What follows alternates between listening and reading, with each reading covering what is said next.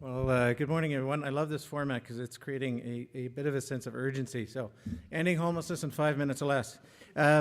Jim Gray had a bunch of quotes for you, and I'm going to have a colorful Alberta saying that describes him fairly well. The saying is, a pat on the back is about 2 feet from a kick in the ass. And I got to say that in those breakfast meetings, and I think there were only two, I got a bit of both. So every year, every night in Canada, 30,000 people are homeless. Over the course of a year, as many as 200,000 different Canadians experience homelessness, which means about 1.3 million Canadians experience homelessness over the last 5 years. And never mind the human toll, but the economic cost of that homelessness is over $7 billion per year, which is real money even in Alberta. According to federal government stats, between 2005 and 2010, emergency homeless shelter use in Canada hasn't changed. No progress or limited progress has been made except in one place. That's here in Alberta. Calgary, who saw growth in homelessness at a rate of about 30% every 2 years between 1992 and 2008, recorded its first reductions in homelessness in over 20 years. Edmonton, the show-offs 3 hours north of here, had a 30% reduction in homelessness. Fort McMurray, 40% reduction.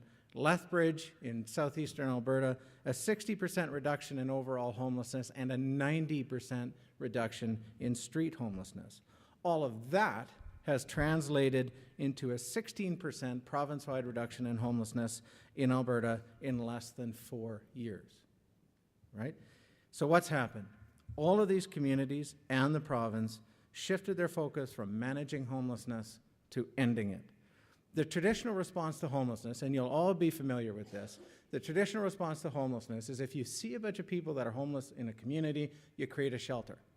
Then you realize a bunch of those people have an addiction problem, so you create an addiction program, and then a mental health program, and then a food program, and then a training program, and on and on and on and on. We counted once in Calgary, there were 2,000 programs and services homeless people could access here.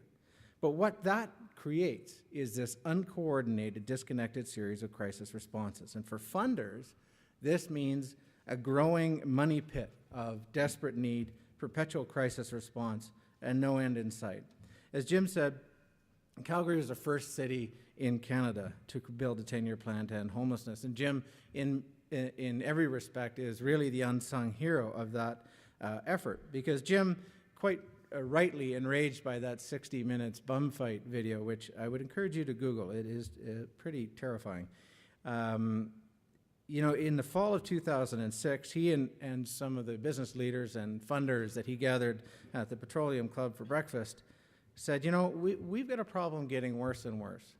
But there's this model of ending homelessness from the States that's getting some success. And, you know, it's going to be cheaper to fix than it is to ignore.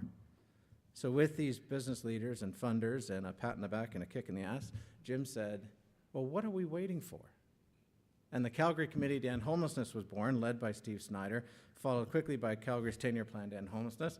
There's a bit more to it than that, but I've only got a couple minutes. So what is a 10-year plan to end homelessness? A 10-year plan to end homelessness is a local system plan that shifts the focus from managing homelessness to ending homelessness. There are 4 big components: prevention, closing the front door; housing people with direct access to housing and support; opening the back door; getting better data; and building the infrastructure.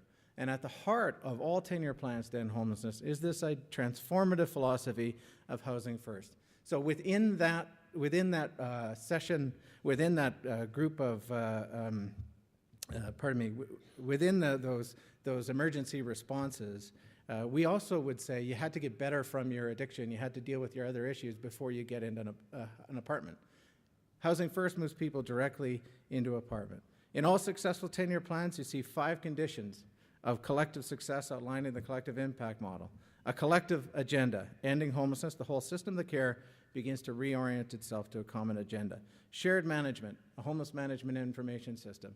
In Alberta, we can track every cow from birth to burger, but we haven't got a hot clue how many people are moving through the homeless system, what happens to them in the system, or whether or not they leave. We mutually reinforcing activities, building a coordinated homelessness system of care, continuous communication, backbone organization. Ending homelessness is all about leadership. We know what to do, and we know how to do it. Ending homelessness is also a challenge to funders to break out of the charity mindset. It's no longer good enough to feed the hungry. We have to ask, why are these people hungry in the first place? Hunger is not about a lack of food. It's no longer enough to be resigned to perpetual crisis responses. When the floods hit Calgary, we dealt with the emergency, and we began rebuilding and looking ahead to prevention. Why would we do anything less from the unnatural disaster of homelessness? 15 to 17,000 different Calgarians experience homelessness in a year, but we focus first only on the emergency response. And it's no longer good enough, I believe, to let government off the hook for broken public systems, to paper over those broken systems with your donors' money. Every year, Alberta jails discharge 1,900 people directly from jail into emergency shelters that you're funding. Right? We're papering over those problems. We know what to do and how to do it, and ending homelessness is all about leadership. Thank you.